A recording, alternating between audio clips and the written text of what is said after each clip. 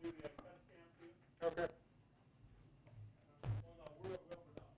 Oh, we are, okay, that's why I just wanted to, Yep, we're open up. thank you, didn't wanna resend and then. I think the cut works the same way. We're all set, that's pretty good as it is. What's our next thing, Dan? Parts are, it's up to you and I'll let you all set up. Do audio for it. I'm cut scan, so. Hey, Wayne, you can take off if you want, man. I'll send piece of parts or Always set anything up, now. set them in. Well, I will tell you what, you know, they left And then. their Q and A mic stuff. What do you think? No, but They never. shut it off immediately. Oh. They left there. Cause I They went to have mine, that? yeah. I went to mine, I don't know if I. I went to the one Put that I. mics up, but I don't know if we say it. Well, Okay. Yep. But they, Wow, that's it. fine. cause I never messed with it, cause I always just shut it off, so I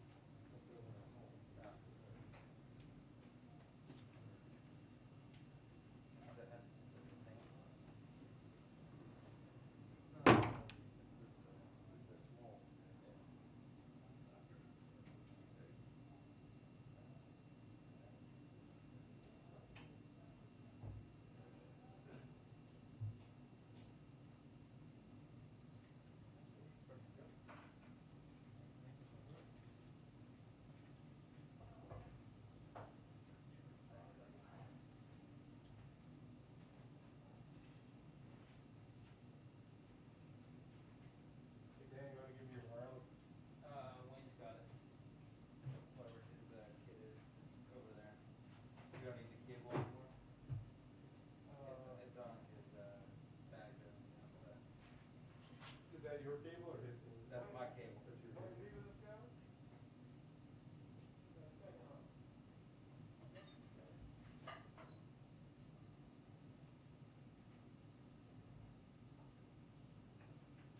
You want your cable back, or I can use yours? You can use it. Just, I do want it back. No, I'm saying you want it back right now. Yeah, we'll just go wireless out there if we're doing cuts. Yeah. Cause last time, I was doing cuts out there, you know, I took a chair out and I was like, this is not working, man, so I went up there and I got good audio because I just roamed behind everybody, you know, he came up to talk, so I realized that when you're there, you just gotta roam around, so. See your voice in it? He said you're coming on. Yeah. And I said, yeah, he's on my movie. Thank you.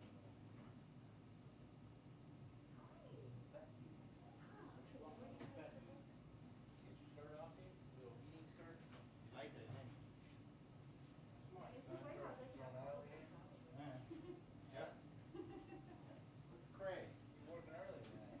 Huh? You got a 4 o'clock today. No, not me.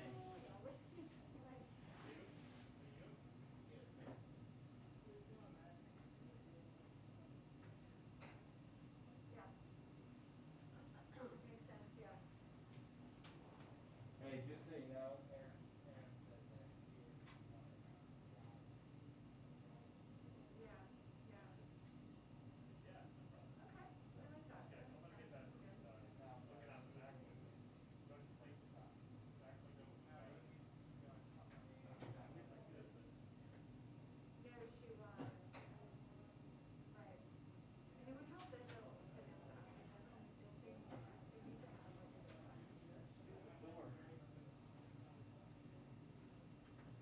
No way.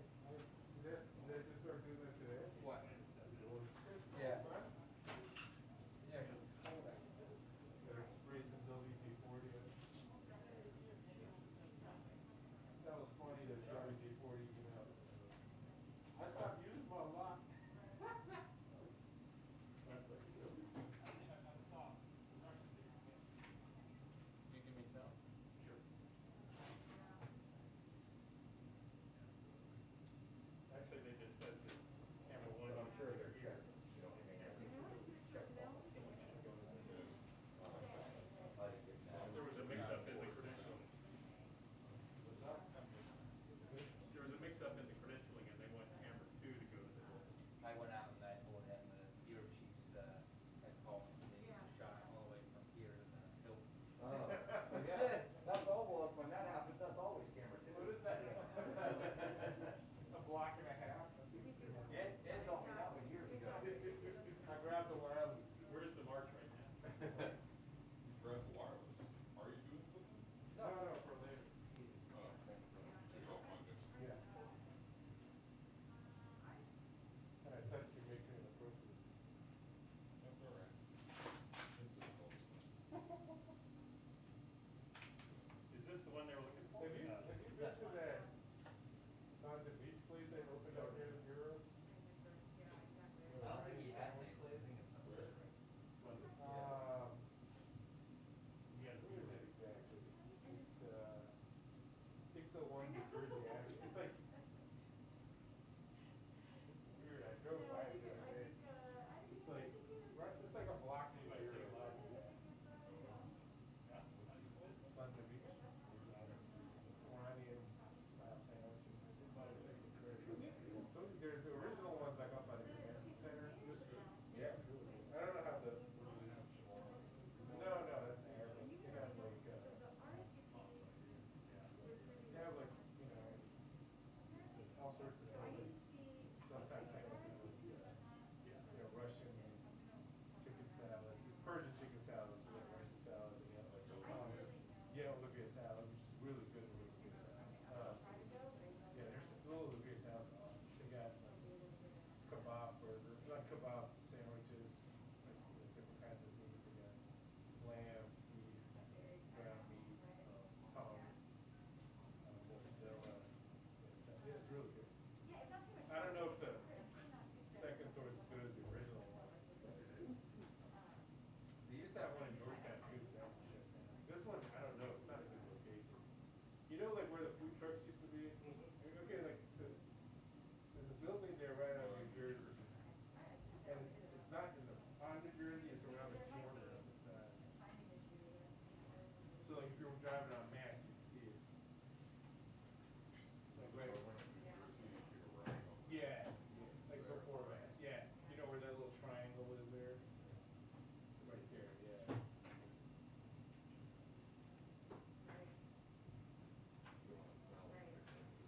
Yeah, me too. I just need to. That was paid back. Wait till the end of the night. Stay home and grab Is salad. this roast beef or is this? I think it's Yeah, it's, no, roast beef, prime rub. Okay, cool. All right. Thanks, John. All right, bye.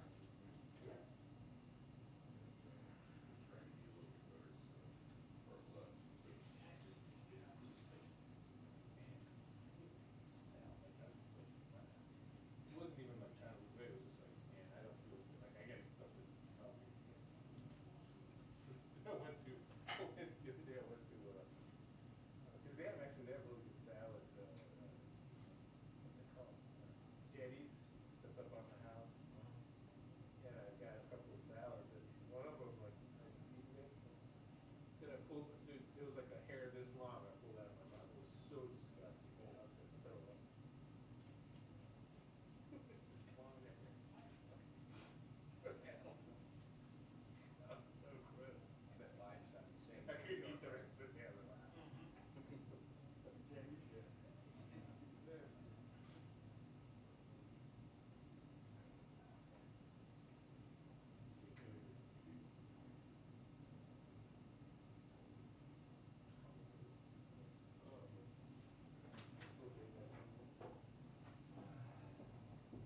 Yeah, sorry.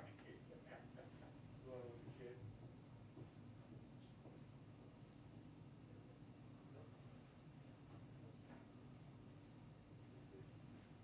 Good for you. I actually got one kid Yeah, over there. yeah, so yeah. Yeah. What sounds like it, but it's, Oh. military. Skip that one. Yeah. Hey, you're military or she's military? Wait, she's not vegetarian? Isn't your daughter vegan? I don't know. You know, there's a place right by my house called Black Coffee, some black people. And they have this vegan, gluten-free, like bar. This thing is delicious. Like, I mean, you know, it's not, obviously it's got sugar in it, you know. Because like the doctor at this one guy was like, nutritionist. It's like, yeah, vegan is, you can have an unhealthy vegan diet for sure. Yeah, I eat a lot of sugar, yeah. It's like, we can cigarettes down, Wayne. Cigarettes help you lose weight, man. You know, that's how Jim stays fit, man. Whenever he feels hungry, he just smokes a cigarette. Smoke? Remember Peja, who used to work for Reuters? Who? Peja, remember him? He was always smoking. He was like, I tell you, it's like, you know, this is how you lose weight. Just smoke cigarettes. Don't need to eat.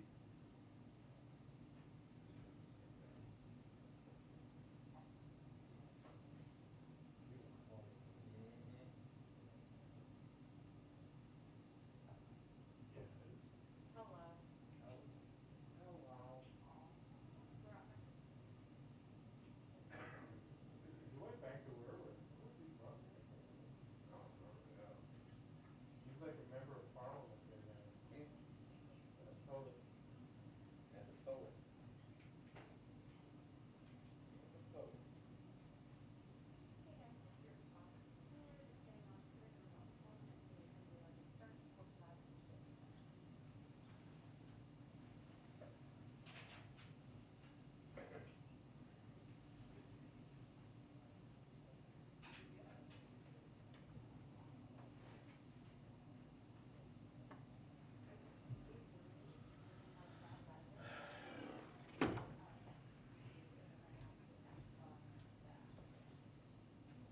And your volunteer youth have told you to do that.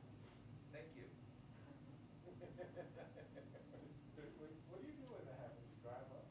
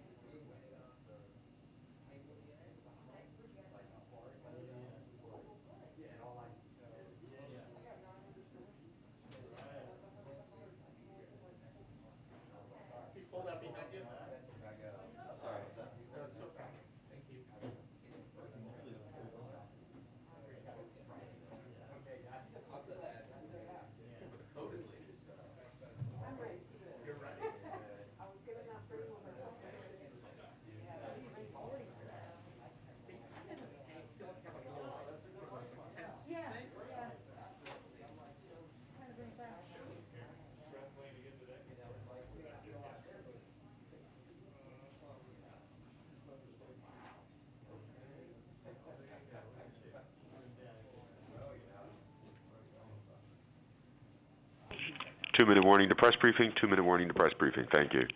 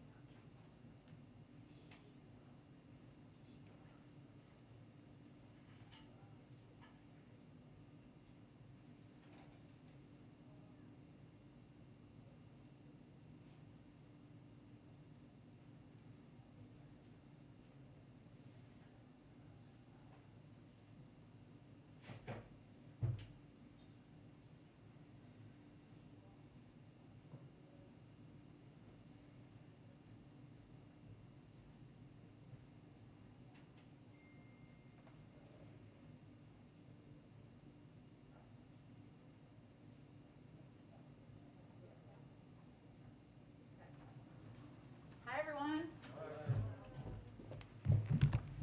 Okay. I just have 2 items for all of you at the top. As you all saw, today the President delivered remarks on his administration's work to increase the supply of semiconductors, boost manufacturing in America, and rebuild our supply chains here at home. These are steps that are going to help slow price increases, create good-paying manufacturing and construction jobs across the country, and strengthen our economy. For 3 decades, America has lost semiconductor manufacturing to countries like China, but since President Biden took office, that tide has turned. He's prioritized investing in critical supply chains like chips and set out a clear path to do so with his executive order. And he brought together labor and business to get it done.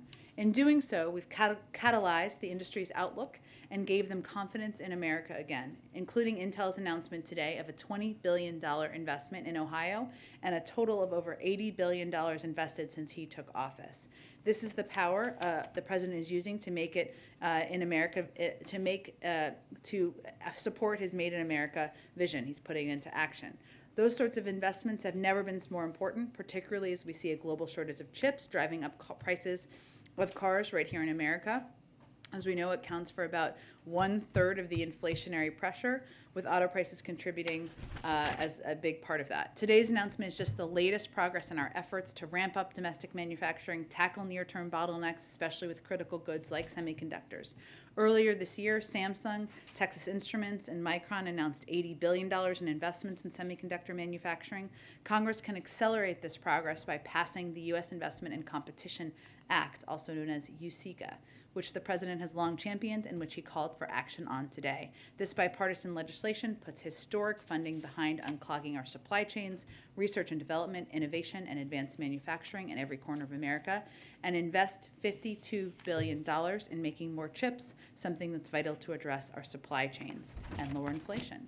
Tomorrow also marks the 49th anniversary of the Supreme Court's landmark ruling in Roe v. Wade. Reproductive health care has been under extreme and relentless assault ever since, especially in recent months. It has been nearly 150 days since women in Texas have been denied these constitutional rights. We're deeply committed to making sure everyone has access to care, and we will defend it with every tool we have. That includes continuing to work with Congress to pass the Women's Health Protection Act and codify this fundamental right into law. In the meantime, the administration has taken a range of important actions, from repealing the global gag rule to strengthening Title X family planning program. Today, HHS announced additional Title X grants, and there will be further announcements coming from HHS later as well. This is a moment for us to recommit to strengthening access to critical reproductive health care, defending the constitutional right established by Roe, and protecting the freedom of all people to build their own future. I know we have a short time window today. We will keep up to date on when everybody needs to gather, and I'll try to get to as many people as possible, and otherwise I'll be here in my office. Go ahead, Omar. Thank you, Jen. When the U.S. presents its written response to Russia next week, is it willing to offer Russia something that goes beyond the repeatedly stated positions, particularly when it comes to Russia's demands on guarantees regarding NATO's future expansion? We will put in writing, as you referenced, the serious concerns that we and other allies and partners have about Russia's actions, as well as ideas for how we might actually strengthen each other's sense of security going forward. There are several steps we can take that are being discussed. All of us, Russia included, to increase transparency, to reduce risk, to advance arms control, to build trust. We're coordinating with our allies and partners, and we anticipate that Secretary Blinken and Foreign Minister Lavrov will meet again to continue discussions. And the President obviously is regularly briefed every day by his team, but I'll also be engaging with them tomorrow over the course of the weekend as well. But as Secretary Blinken said today, he made clear to Foreign Minister Lavrov that there are certain issues and fundamental principles that the United States and our partners and allies are committed to defend. And that includes those that would impede the sovereign right of the Ukrainian people to write their own future. There is no trade space for there, none. And we've said from the beginning that there are certain proposals that will not be viable. But we will, of course, be responding, as you noted, and I expect the President will continue to discuss that over the next couple of days with his team. I wanted to ask another foreign policy question. The strike in Yemen today, 70 people are dead after the Saudi-led coalition strike. National Security Advisor Sullivan immediately condemned the recent Houthi strike. What's the administration's immediate reaction to this strike? And does this prompt any reconsideration of weapon sales to Saudi Arabia? I don't have any prediction of that at this point in time. Obviously, we have a long history of a relationship with Saudi Arabia, one where we raise issues where we have significant concerns on human rights and on a range of issues, and one where we have had a long security relationship that has been in the interest of the United States. In terms of this specific strike and a reaction, obviously anytime there's a loss of life, of innocent lives, that is a tragedy, and we are mindful of that and focused on that. Obviously, you know our focus and the President's focus, which is from the very beginning, he established new interim guidance concerning the United States' use of military force and related to national security operations. That's how we operate here as the United States, which I think is reflective of his view. But certainly the loss of life is always a tragedy. And again, if there's anything new on our relationship, I'm happy to get that from our national security team. And just one last domestic on tax season. With reduced staffing levels, less funding authorization from Congress, and IRS already tasked with distributing funds for several pandemic relief programs. Many 2020 refunds haven't been processed. How is the administration preparing to ensure that this year's tax returns will be processed in a reasonable amount of time? Well, I would first note that a lot of this predates this administration, and you touched on that, but I think that's important for people to understand. As the Treasury Department and the IRS have said, the IRS right now has an unacceptable backlog, and that customer service that people are receiving is not what the American public deserves, and the President is very mindful of that. Many of those challenges are related to the pandemic, but also due to years of underfunding from Congress. The agency has not been equipped with the resources it needs to adequately serve taxpayers in normal times, let alone during a pandemic.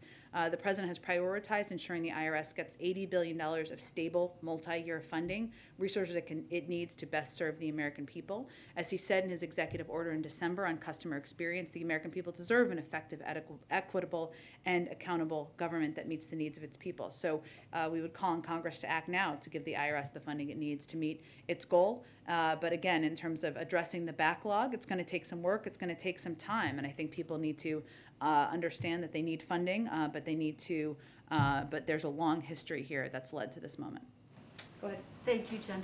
Secretary Blinken is leaving Geneva, and so far does not appear that he has a firm commitment from Russia not to invade Ukraine. So is another summit necessary at the leader level? Do you anticipate that President Biden will be having a summit with President Putin, the President of Ukraine? Well, let me first say that Secretary Blinken, as you mentioned, met in Geneva today with with Foreign Minister Lavrov to share our serious concerns with the situation. He warned Russia that we are prepared to respond to any Russian invasion of Ukraine with swift and severe consequences, along with our allies and partners. We're also ready to continue dialogue and diplomacy. Ultimately, this has always been putting the choices up in front of President Putin and the Russians, right? It is up to them to decide which path they are going to choose. Secretary Blinken also conveyed we didn't expect any breakthroughs to happen today, but we are on a clearer path in terms of understanding each other's concerns. The president will meet this weekend at Camp David with his national security team to discuss the situation. Some will be virtual, some will be there in person. We'll also continue to consult with our allies and partners, and we will respond next week in writing, as I conveyed. In terms of the president and his role, I think part of that will be discussing with Secretary Blinken and his national security team what the appropriate next steps are. Of course, the president always values leader-to-leader engagement, but we'll determine if that's the appropriate next step. He's open to that. He's always been open. Next step, and that's on the table. It may or may not be the next step, and I can't give you a prediction of if and when it will happen, but if that is the step that is recommended and that we think would be effective at this point in the discussion, of course, the president's always open to leader-to-leader engagement. Let me ask you about something that Secretary Blinken said. He told Ukrainian TV that whether it's one Russian soldier or 1,000 crossing the border, it's an attack on Ukraine. Does the president agree with that statement? Is that how he sees it? That's the president's policy that he has directed as Secretary of State to continue to convey, and what the president conveyed to President Putin. Let me ask you about the Electoral Count Act, if I could. Based on some of my conversations on Capitol Hill, and obviously there seems to be a growing consensus that there might be able to be some progress on the Electoral Count Act. Someone said to me that it could potentially be a vehicle to get pre-clearance passed. Is that something that this White House thinks is a possibility, is a likelihood? Is that what the president's going to be pushing for? I don't have any prediction of a process or a vehicle. What I would remind everyone of is that despite the fact that 16 Republicans in the Senate have in the past supported the protection of voting rights, they did not when given the opportunity.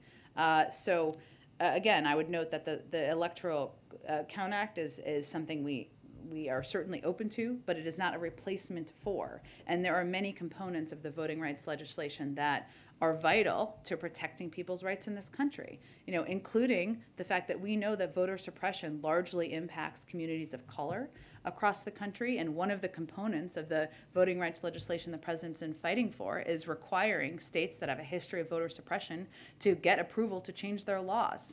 It also, these voting rights legislation that we've been fighting so hard for would also ensure that there's a fundamental baseline of what people can know and expect. If you're a mother of 3, you should be able to have many places you can drop off your ballot or vote. This is not a replacement for that. In terms of a vehicle or what's possible, I don't have anything on that to read out for you. Just very quickly, it seems like there are going to be some discussions during break between lawmakers, bipartisan lawmakers, about the Electoral Count Act and where they can find consensus on this. What can we expect the president's role to be, given that he's been very clear he is going to be taking a new strategy as it relates to reaching out to the American public? Well, the president can walk and chew gum at the same time. I think what people can expect is that he's going to spend more of his time engaging with, talking with the American people and talking about how far we've come and where we need to go from here. He also has a very talented and experienced team that's already engaged in a range of conversations with Congress.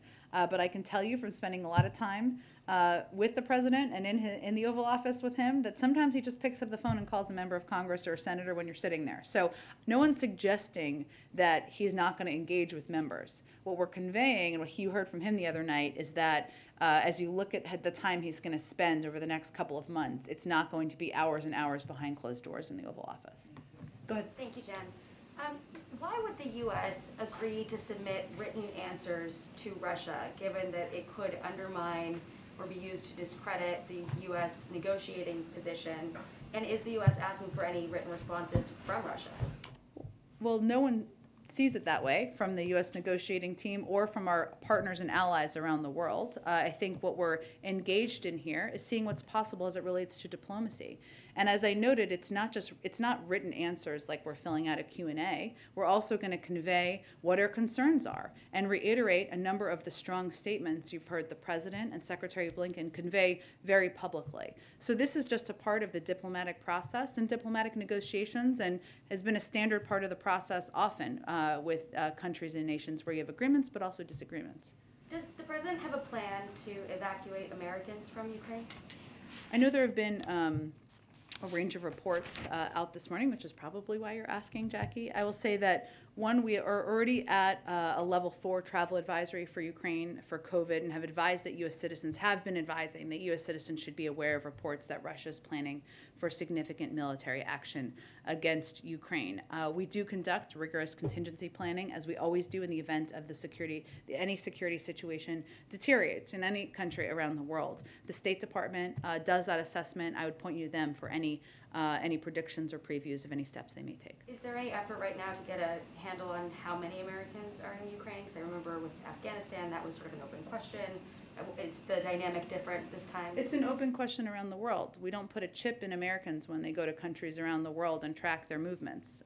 People can register with the State Department. That's something they do. Or they may choose not to register. Or there might be people in any country around the world who are dual citizens who haven't lived in or have never lived in the United States. But the State Department would certainly have the number in terms of Americans who have registered with the State Department. And then, is the President aware that he was caught on a hot mic yesterday, and why does he appear to be dismissing the idea of proactive deterrence?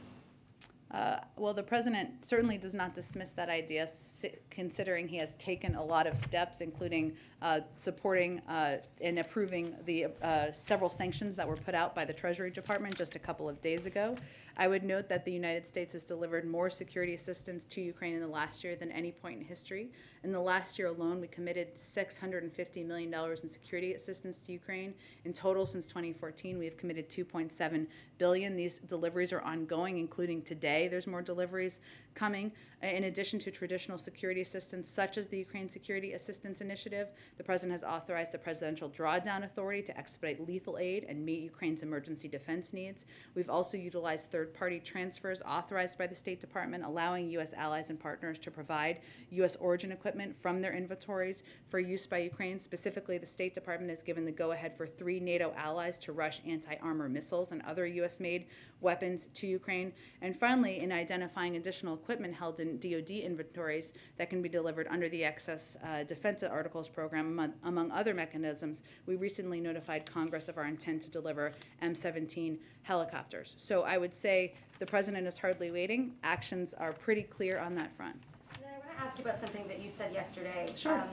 You told me in response to it was a Ukraine question, it's important to remember who the aggressor is here. The aggressor is Russia and Putin. They are building up military troops. They are pushing out misinformation in Ukraine. So why does it seem like U.S. officials are so concerned about being seen as escalating things if Russia has created this whole crisis? Because I think we want the American public and also the global community to be clear-eyed about propaganda. And they are pushing propaganda about Ukrainians. Certainly there's propaganda pushed here in the United States, but this is about a potential foreign conflict. It's about the buildup of troops by one power that is a much larger military power than the other on the border, and we want to be very clear with the public about the realities and the facts. One final question on a different topic. Yeah. On crime, yesterday the Manhattan DA clarified his memo about downgrading certain crimes, and he said armed robberies, for instance, will be prosecuted as felonies. Violence against police officers won't be tolerated, clearing up some of the confusion around how that office intended to prosecute crimes. Does the White House have a reaction to that, or welcome that kind of clarification, given that these questions do keep resurfacing? I don't have any reaction from here to the decisions of a local district, I think a district prosecutor or district attorney, DA. I would say that the President, and he'll talk about this, he'll talk about crime, and he asked me about this yesterday, but I think can expect to hear him talk a little bit about crime during his remarks later this afternoon. The president believes that no one in this country should worry about whether it's safe to ride the subway or the bus or go to work or walk home at night. And that's why he's put more cops on the beat, has stepped up efforts to get illegal guns off the streets, and invested in proven community anti-violence programs. It's also why he's doubled federal support for community policing with $300 million more for cities, plus another $700 million more to bolster federal law enforcement. We've been working with mayors and local leaders on this, but I think the president's record, his commitment, speaks for itself. Go ahead. First, just a quick follow-up to what you said about the U.S. agreeing to put a response in writing. Are you saying that the world should not view that as the United States making a concession to Russia? I think you should see what it has to say, but it's part of a negotiation. We've been very clear about what we are not negotiating on, which is the sovereignty of Ukraine, which is this question that is continuously raised about Ukraine's right to pursue joining NATO. That's up to NATO countries to make that decision. And you've heard the president, Tony Blinken, and others say time after time that we are not making any decisions about Ukraine without Ukraine, no decisions about Europe without Europe. But negotiating takes many forms. It takes forms where you're in person. It takes forms where there's an exchange of written materials. That's pretty standard and has been in diplomacy for decades. I know you've been asked something similar, but yesterday again, Minority Leader McConnell said that the U.S. should send forces to shore up NATO's eastern flank, not if and when Putin escalates, but now before it's too late. So what is your response? Why wait? Well, first of all, we work in close coordination with our NATO partners and allies and respond to what their needs are. We've been very clear, and the president's been clear, that we will support whatever their needs are, should they have security needs, but I don't have anything more to predict for you at this point in time. And if I may ask one quick domestic question, just yesterday you were talking again about the idea of chunking off parts of Build Back Better. Yeah, You could get chunking, 60, a bad word. whatever. Maybe not the right phrase. What's the better word? Splitting off, breaking apart, seeing if there was a certain policy proposal that you maybe could get 60 votes on. Anything else you can tell us about which policy proposal you guys might feel hopeful about? Is it universal pre-K? Is it paid sick leave? Where do you guys feel like you might actually be able to get 10 Republicans? Well, you tell me. Is there a proposal where there are 10 Republicans? I'm not aware of one. Maybe there is. And there are some senators who have been out there saying they support different components. I know Senator Romney has said he supports or is open to some component of the child tax credit. He's not the only one.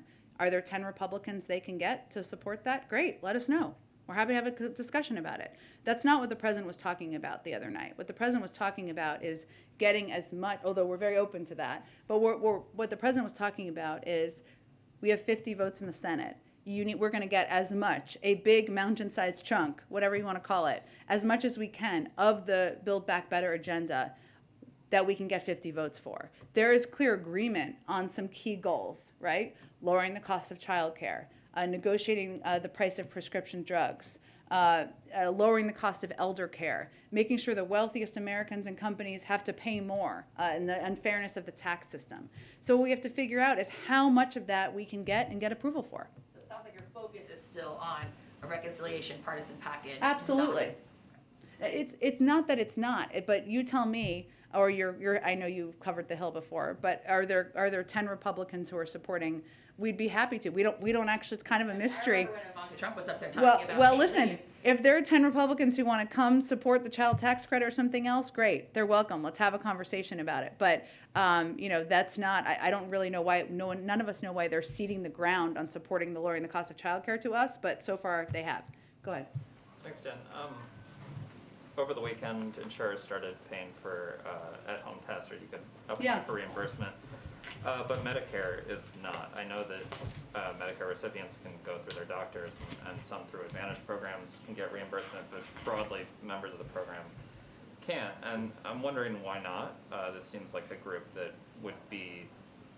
you would most want to sort of be vigilantly testing before going to gatherings, as they're elder and therefore most at risk for COVID. And especially since you said yesterday that you had all the money that you needed to fight COVID right now, why isn't the government paying for these tests? Well, first, there are a couple things that are happening. You kind of glossed over some of them, but let me give you some specifics. So state Medicaid and CHIP programs are required to cover at-home COVID tests.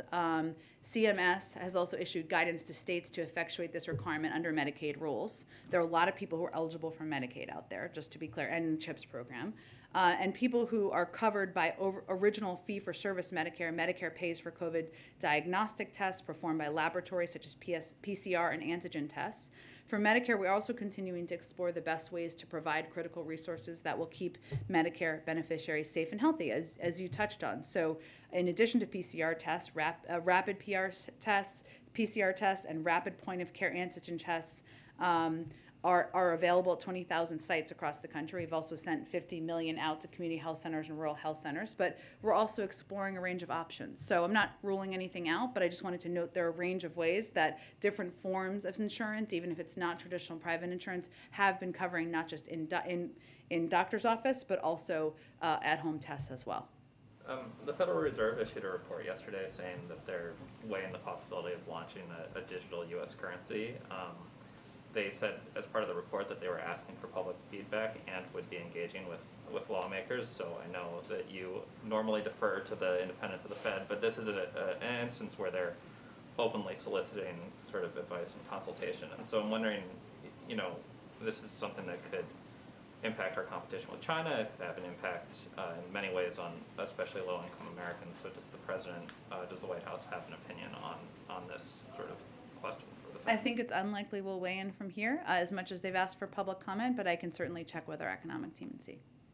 The Times yesterday had a report about some internal memos, but they also said that there was, that you guys are setting up executive actions on clemency for drug offenders and police department reforms. Can you give any sort of time, can you confirm that that's kind of coming and give any sort of timeline about when we'll be hearing from the president on that? So on clemency, the president has talked about, we have talked a little bit about the president wanting to deliver on his commitment to consider clemency requests for nonviolent drug offenders. That is something that's ongoing. I don't have anything to preview for you in terms of the timeline, but absolutely the fact that we have every intention of doing that is accurate, or he has every intention. On police reform, I think we said at the time that we're holding back on executive action because we wanted to give space and room for the bipartisan negotiations to move forward, because of course federal legislation would be the preference because it's permanent. But we have been considering and looking at, I don't have anything to predict for you in terms of the timing, but we have been and are looking at that through the policy teams. Go ahead. Thanks, Jen. The president on Wednesday, when he was talking about keeping schools open, referenced the tens of billions of dollars that were sent out in the COVID rescue plan. And he said that quote, not every district has used it as well as it should be used. What states or school districts is he referring to there? Because he's talked about this now twice in the last couple of weeks. Sure. Well, thank you for that first, because it's freezing in here, I think, as everyone can confirm. But I would say, Karen, so one, what people should understand first is 98% of schools are open currently. It fluctuates a little bit, but 98% as of today. School districts, for the most part, are spending federal relief funding by and large across the country. Part of what the president's message he wanted to hammer home when he spoke the other night, and as you said, he's talked about this a little bit, is to spend the money right now for any school that has some left, or maybe some haven't spent all of it, and I'll get to that in a moment. And it's important for any of these school districts to know that different school districts spend it in different ways. So in DeKalb County in Georgia and Desert Sands in California, they're investing in safety measures like ventilation. Cut Bank School District in Montana are increasing pay and providing bonuses to help retain educators and staff. There's lots of ways to use it and spend it for those who haven't done it. But we're continuing to exert pressure anywhere that hasn't.